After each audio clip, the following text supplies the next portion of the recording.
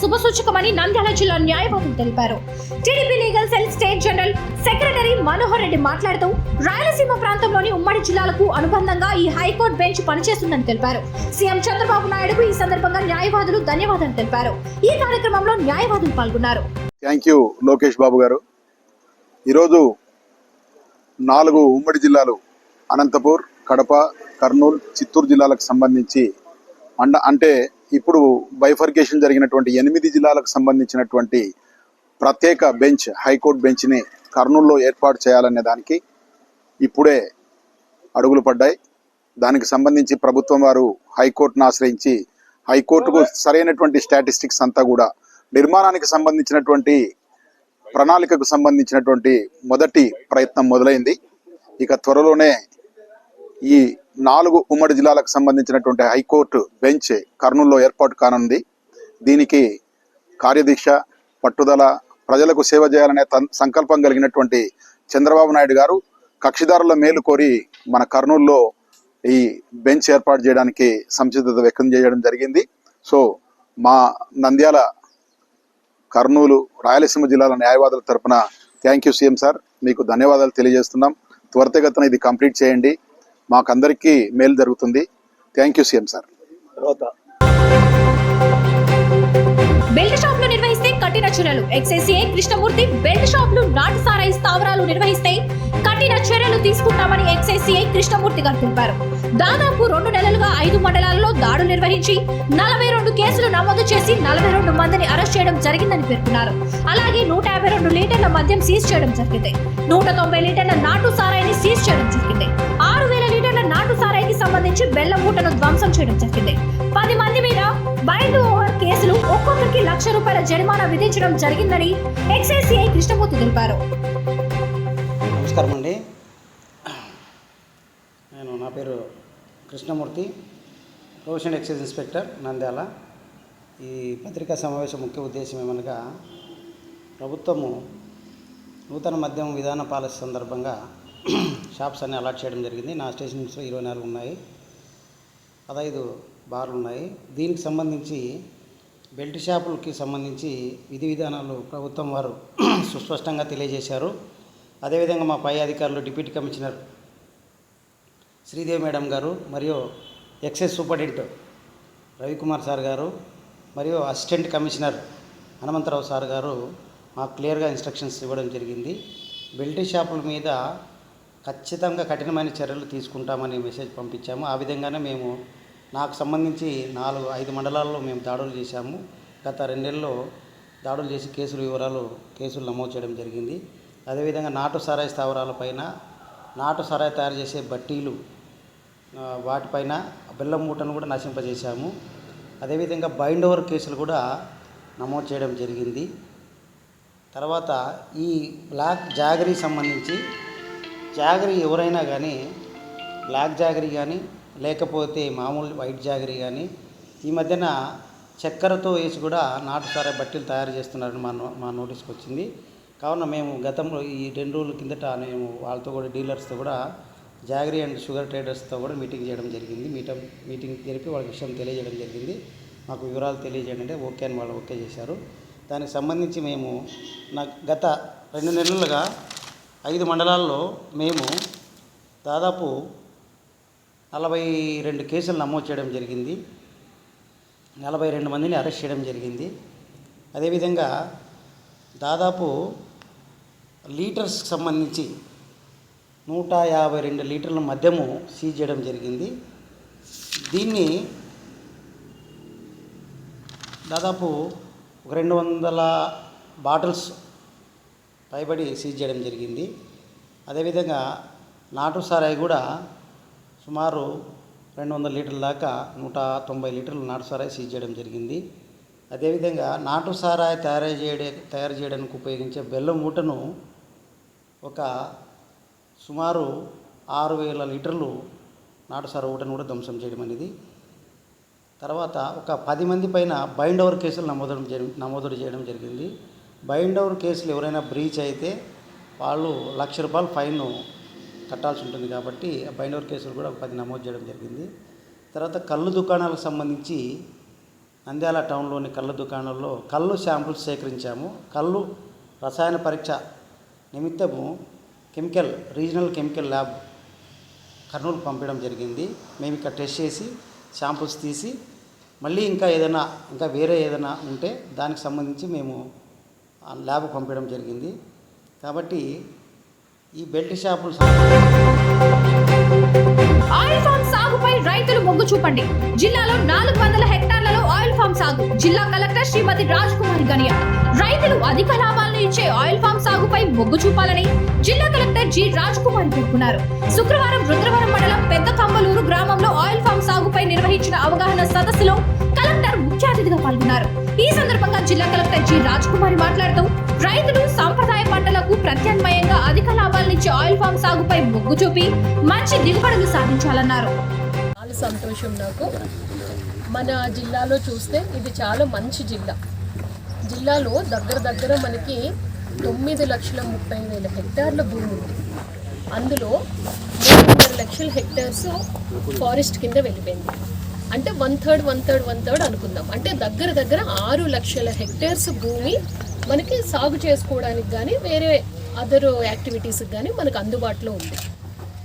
చూస్తే 2,36,000 హెక్టార్స్ అంటే దగ్గర ఒక 5 లక్షల పైన ఎకరాల్లో మనం ఇరిగేషన్ మనకి రకరకాల ఛానల్స్ తెలుగు గంగా కావచ్చు, ఎస్ఆర్బీసీ కావచ్చు, లేదు అంటే నెక్స్ట్ కేసీ కెనాల్ కావచ్చు, వీటి ద్వారా మనకి ఇరిగేషన్కి మనకి అవకాశం ఉండి 5 లక్షల ఎకరాల పైన మనం సాగు చేస్తూ ఉన్నాం. రకరకాల పంటలు వేస్తూ ఉన్నాం. మన హార్టికల్చర్ చూస్తే 40,000 హెక్టార్స్లో వేస్తూ ఉన్నాం. అంటే 1,00,000 ఎకరాల పైన మన హార్టికల్చర్ వేస్తూ ఉన్నాం. కానీ జిల్లాలో ఇంకా హార్టికల్చర్కి చాలా ఎక్కువ పొటెన్షియల్ ఉంది. రైతుకి లాభదాయకంగా ఉండాలి. రైతుకి ఎలా ఉంటుంది అంటే నేను పెట్టిన పెట్టుబడి నాకు వెనక్కి వస్తే చాలు అన్న ఆలోచనతో ఉంటాం. ఎందుకంటే కష్టమైన పని తగ్గకూడదు. పెట్టుబడికి ఏమాత్రం కొంచెం వచ్చినా కూడా సంతోషపడిపోతాం. కానీ అలా కాదు, మరింత మెరుగ్గా మార్కెటింగ్ సదుపాయం కల్పించాలి. అలాగే కొంత ఆదాయం కూడా రైతుకు రావాలి అన్న ఆలోచన మీద హార్టికల్చర్ ప్రమోట్ చేయాలి అన్నది జిల్లాలో ఉద్దేశం. ప్రత్యేకించి ఈ స్కీమ్కి వచ్చినప్పటికి ఏంటంటే చాలామంది ఇక్కడ మన పత్రికా ప్రతినిధులు కూడా ఉన్నారు. నూనె కొనలేము, తినలేము అని చాలాసార్లు మనకు ఆర్టికల్స్ వస్తూ ఉంటాయి. నూనె రేట్లో, ఆయిల్ రేట్లో చాలా ఫ్లక్చుయేషన్ వస్తూ ఉంటుంది. మీరు ఎప్పుడైనా గమనిస్తూ ఉంటారు. తర్వాత మన దేశం కూడా ఇతర దేశాల నుంచి ఈ ఆయిల్ని ఎక్కువగా మనం ఇంపోర్ట్ చేసుకుంటూ ఉన్నాం. సో గవర్నమెంట్ ఆఫ్ ఇండియా ఏమిటంటే ఆయిల్ ప్రొడక్షన్లో కూడా మన కంట్రీ ఒక సుస్థిరత సాధించాలి. ఇతర దేశాల నుంచి మనం ఇంపోర్ట్ చేసుకోవాల్సిన అవసరం ఏముంది, మనమే మన రైతుల ద్వారా ఈ ఆయిల్ పామ్ ప్లాంటేషన్ అన్నది ప్రమోట్ చేస్తే బాగుంటుంది అని ఒక national mission for edible oils అని చెప్పి గవర్నమెంట్ ఆఫ్ ఇండియా ఒక స్కీమ్ పెట్టారు. ఆ స్కీమ్లో భాగంగానే మనం ఫస్ట్ ఏడాది ఈ ఇయర్ 400 హెక్టేర్స్లో ఆయిల్ పామ్ ప్రమోషన్ అన్నది చేసాం. ఇప్పుడు 400 హెక్టేర్స్కి 4 కంపెనీస్ని గవర్నమెంట్ ఆఫ్ ఇండియాని మనకి అలాట్ చేసింది. అందుకనే నేను చెప్తూ ఉన్నా, ఆ కంపెనీ వాళ్ళు ఉంటారా, నెక్స్ట్ మాకు మార్కెటింగ్ సదుపాయం కల్పిస్తారా, ఆయిల్ ఎక్స్ట్రాక్షన్కి వాళ్ళు ఎటువంటి ఫెసిలిటీ ఇస్తారు అన్న ఆలోచన లేదు. ఎందుకంటే వాళ్ళకి ఎంఓఎస్ గవర్నమెంట్ ఆఫ్ ఇండియాతోనే చేసుకున్నారు కాబట్టి అలా 4 కంపెనీస్ వచ్చినాయి. ఈరోజు మనం వచ్చిన ట్రిబుల్ కంపెనీకి మనం మొదటి ఏడాది 100 హెక్టేర్స్ ఇచ్చాం. ఇది ఇంతకు ముందు నేను ఈస్ట్ గోదావరి జిల్లాలో పనిచేశాను కాబట్టి మీరు అడిగారు వర్షం పడితే పడిపోతుందా, పెద్ద గాలులు వేస్తే పడిపోతాయని. లేదు, అది కోస్టల్ బెల్ట్, మీకు ఎన్ని తుఫాన్లు వస్తాయో మీకు తెలుసు. అటువంటి తుఫాన్లు కూడా తట్టుకుని ఆయిల్ పామ్ నిలబెడుతుంది. అక్కడ చాలా ఎక్కువ వెరీ బిగ్ పెద్ద తోటలు ఇలా రోడ్డు పైన వెళ్తూ ఉంటే అటు ఇటు మొత్తం ఆయిల్ పామ్ కల్టివేషనే ఉంటుంది. మొదటిసారి మనం ఇంట్రడ్యూస్ చేసాము. ఇప్పుడు ఎక్స్టెన్షన్ యాక్టివిటీ కూడా మీకు అదర్ డిస్ట్రిక్ట్స్ తీసుకువెళ్ళి చూపిస్తారు. ఆ రైతులతో కూడా మీరు ఇంటరాక్ట్ అవ్వండి. నిజంగా బెనిఫిట్ ఉంది అన్నప్పుడు మరింత ప్రమోట్ చేయడానికి అవకాశం ఉంది. మనం హార్టికల్చర్లో 1000 హెక్టేర్స్ ఈ సంవత్సరం ఏరియా ఎక్స్పాన్షన్లో తీసుకున్నాం. అందులో 400 హెక్టేర్స్ ఆయిల్ పామ్ తీసుకున్నాం. తర్వాత మన ఫ్రూట్స్ కల్చర్ కానీ, ఫ్లవర్స్ కల్చర్ కానీ, వెజిటబుల్స్ కల్చర్ కానీ వీటిని కూడా అంతే పెద్ద ఎత్తున ప్రమోట్ చేయాలి. కోవిడ్ తర్వాత మీకు తెలుసు ఈ ఫ్రూట్ ఏంటది, డ్రాగన్ ఫ్రూట్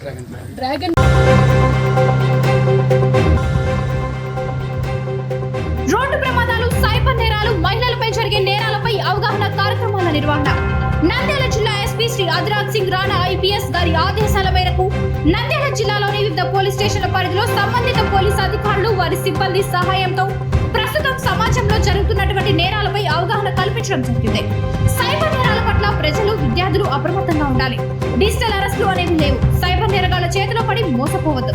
మీ వ్యక్తిగత సమాచారం అనగా ఓటీపీ, పాస్వర్డ్ మొదలగునవి ఎవరితోనూ పంచుకోరాదు. తెలియని వ్యక్తుల నుంచి వచ్చే మొబైల్ లింకులు క్లిక్ చేయవద్దు. ఎవరైనా సైబర్ నేరగాళ్ల చేతిలో మోసపోతే వెంటనే 1930 నెంబర్కు కాల్ చేసి ఫిర్యాదు చేయండి. మహిళలపై, చిన్న పిల్లలపై జరిగే నేరాల పట్ల అప్రమత్తంగా ఉండండి. ఏదైనా అపాయం సంభవించినప్పుడు 100కి మరియు 112 టోల్ ఫ్రీ నెంబర్ కి కాల్ చేసిన ఏడల పోలీస్ వారు రక్షణ కల్పించడం జరుగుతుంది. రోడ్డుపై ప్రయాణించేటప్పుడు తప్పనిసరిగా రోడ్డు భద్రత మరియు ట్రాఫిక్ నిబంధనలు పాటించాలి. వాహన డ్రైవర్లు తప్పనిసరిగా డ్రైవింగ్ లైసెన్స్ తో పాటు మీరు డ్రైవింగ్ చేసే వాహనాలకు సంబంధించిన ధృవపత్రాలు తప్పనిసరిగా కలిగి ఉండాలి. ఓవర్లోడ్, ర్యాష్ డ్రైవింగ్, మద్యం సేవించి వాహనాలు నడపడం చేయరాదు.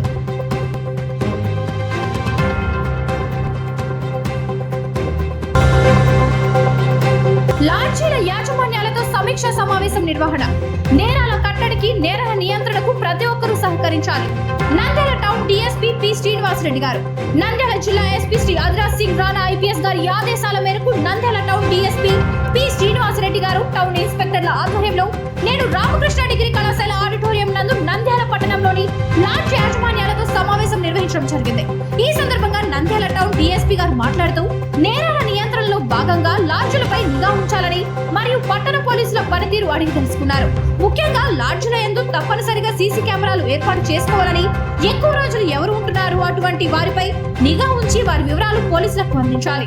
లాడ్జికి వచ్చిన వారి నుండి ఆధార్ కార్డు తప్పనిసరిగా తీసుకోవాలి మరియు వారి చిరునామాతో కూడిన పూర్తి వివరాలు తెలుసుకోవాలి. జగిత్యాల జిల్లాలో పేలిన ఎలక్ట్రిక్ బైక్. జగిత్యాల రూరల్ మండలం బాలపల్లి గ్రామంలో ఛార్జింగ్ పెట్టిన 5 నిమిషాల్లోనే పేలిన ఎలక్ట్రిక్ బైక్. కొని 40 రోజులైనా కాకముందే బైక్ పేలడంపై బాధితుడు బేతి తిరుపతి రెడ్డి కుటుంబ సభ్యులు ఆందోళన చెందుతున్నారు. బైక్ డిక్కీలోని వరి ధాన్యం డబ్బులు సుమారు 1.90 లక్షలు ఉన్నట్టు పేర్కొన్న బాధితుడు. బాలపల్లి విలేజ్, జైత్యాల మండల్. ఇక్కడ మన టీవీఎస్ ఛార్జింగ్ ఐక్యూబ్ తీసుకున్నాము. 1,22,000 పెట్టి తీసుకున్నాము. 1 మంత్ అవుతుంది.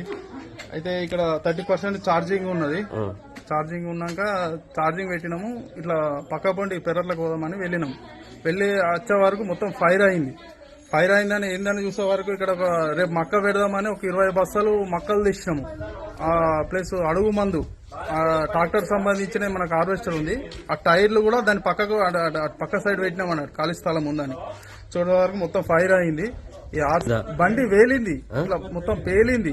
ఫైర్ అంటే ఇట్లా మొత్తం పేలింది. ఇక పేలి మొత్తం ఇది కాలింది. అది అప్పుడు ఇక పక్క పొంటి ఉన్న మా అన్న వచ్చి మేము అక్కడ కొంచెం దూరంలో ఉన్నామంట, పెరట్లోనే ఉన్నాం, ఇక్కడనే పక్కనే. ఇక వన్ వచ్చి ఇట్లా ఏమో అవుతుందని ఆయన ఉరికేస్తారు. ఇక పక్క పొంటి ఉన్నోళ్ళు వాళ్ళు వచ్చి నాకు ఫోన్ చేశారు, అదే ఇట్లా మీ ఇంట్లో ఫైర్ అవుతుంది అంటే కాలిపోతుందిరా ఇల్లు అంతా అనే వరకు నేను ఏందిరా అని వచ్చే వరకు మొత్తం ఇట్లా అయింది. ఈ సంఘటన జరిగింది. అందులో ఆ బండి డిక్కిలా మనకు నేను అట్లా వడ్లు అంటే గవర్నమెంట్ కాకుండా రైస్ మిల్ లోనికి ఇచ్చినా అన్నట్టు. రైస్ మిల్ వాళ్ళకి ఇస్తే వాళ్ళు మన 103 క్వింటాలు అయినాయి మనవి. వాళ్ళు 1,90,000 ఒక 1000 ఇచ్చారు. 1,91,000. అవి కూడా డబ్బులు అందులోనే పెట్టినా. పాన్ కార్డు డిక్కిల్నే ఉన్నది. అవన్నీ కూడా అందులోనే ఉన్నాయి. మొత్తం ఫైర్ అయిపోయినాయి. ఏం లేదు, ఇల్లు దర్వాజా ఇది కానీ మొత్తం కాలిపోయింది. ఇంకా ఈ రోజు ఏంటంటే మా వాళ్ళు పిల్లలు ఎప్పుడైనా ఇంటికానే ఉంటుండే స్కూల్కి వెళ్ళిర్రు, మా వాళ్ళు ఊరికి వెళ్ళిర్రు. ఇంకా ఉన్నోళ్ళు ఇక్కడ పెరట్లా కలుస్తుర్రు. ఈ టైంలో ఎవరు ఉండరు ఇక్కడ. ఇక అట్లా మొత్తం ఇన్సిడెంట్ ఇట్లా జరిగింది. ఇక ఫైర్ వాళ్ళు కూడా వచ్చిర్రు, మొత్తం ఇట్లా కాలింది. ఇది జరిగింది కథ. సూక్ష్మ జిల్లాలో భారీ ఎన్కౌంటర్. 10 మంది మావోయిస్టులు హతం. భద్రతా దళాలు మావోయిస్టుల మధ్య ఎదురుకాల్పులు. ఘటనా స్థలంలో భారీగా ఆయుధాలు స్వాధీనం. ఛత్తీస్గఢ్ ఎన్కౌంటర్ తర్వాత భద్రతా బలగాలు ఇలా డాన్స్ చేశాయి.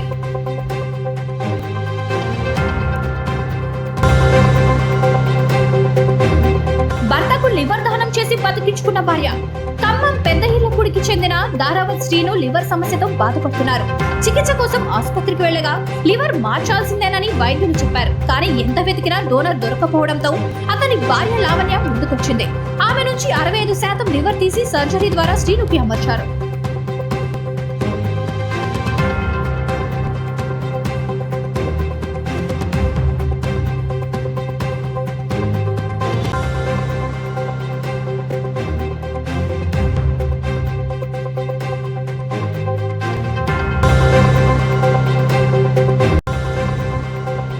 నవంబర్ 11న ప్రారంభమైన అసెంబ్లీ సమావేశాలు మొత్తం 10 రోజుల పాటు సాగిన సభ కార్యకలాపాలు.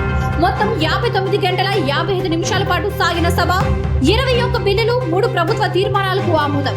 ఏపీ అసెంబ్లీ బడ్జెట్ సమావేశాలు నేటితో ముగిశాయి. విజన్ డాక్యుమెంట్ 2047 పై చర్చ అనంతరం అసెంబ్లీ నిరవధికంగా వాయిదా పడింది. నవంబర్ 11న ప్రారంభమైన అసెంబ్లీ సమావేశాలు 10 రోజుల పాటు జరిగాయి. మొత్తం 59 గంటల 55 నిమిషాల పాటు సభ కార్యకలాపాలు కొనసాగాయి. ఈ సమావేశాల్లో ఏపీ అసెంబ్లీలో మొత్తం 21 బిల్లులు ఆమోదం పొందాయి. 3 ప్రభుత్వ తీర్మానాలకు ఆమోదం లభించింది. అసెంబ్లీలో వివిధ చర్చల్లో 120 మంది సభ్యులు పాల్గొన్నారు.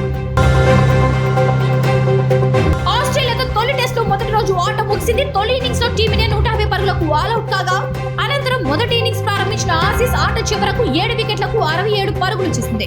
టీమిండియా బౌలర్ల విజృంభణతో ఆసీస్ విలువెల్లాడింది. ఏ దశలోనూ ఆసీస్ బ్యాటింగ్ కుదురుగా సాగలేదు. ముఖ్యంగా టీమిండియా తాత్కాలిక కెప్టెన్ జస్ప్రీత్ బుమ్రా బౌలింగ్ దాడులకు నాయకత్వం వహించి కంగారు టపాండర్ను కకలావికలం చేశాడు. బుమ్రా 4 వికెట్లతో ఆతిథ్య జట్టు వెన్నువిచ్చాడు. బుమ్రా విసిరిన బుల్లెట్ బంతులకు ఆస్ట్రేలియాల వద్ద సమాధానం లేకపోయింది. మరో ఎండ్లో మహమ్మద్ సిరాజ్ కూడా 2 వికెట్లు పడగొట్టి ఆసీస్ ను దెబ్బతీశాడు. కొత్త కురాడు హర్షిత్ రాణాకు 1 వికెట్ దక్కింది. టీమిండియా తొలి ఇన్నింగ్స్ స్కోర్ కు ఆస్ట్రేలియా ఇంకా 83 పరుగులు వెనుకబడి ఉంది. ఆసీస్ ఇన్నింగ్స్ లో వికెట్ కీపర్ అలెక్స్ కేరీ చేసిన 19 పరుగులే అత్యధికం. కేరీ ఇంకా క్రీజ్ లో ఉన్నాడు. ఇతడికి జోడీగా మిచెల్ స్టార్క్ 6 పరుగులతో ఆడుతున్నాడు.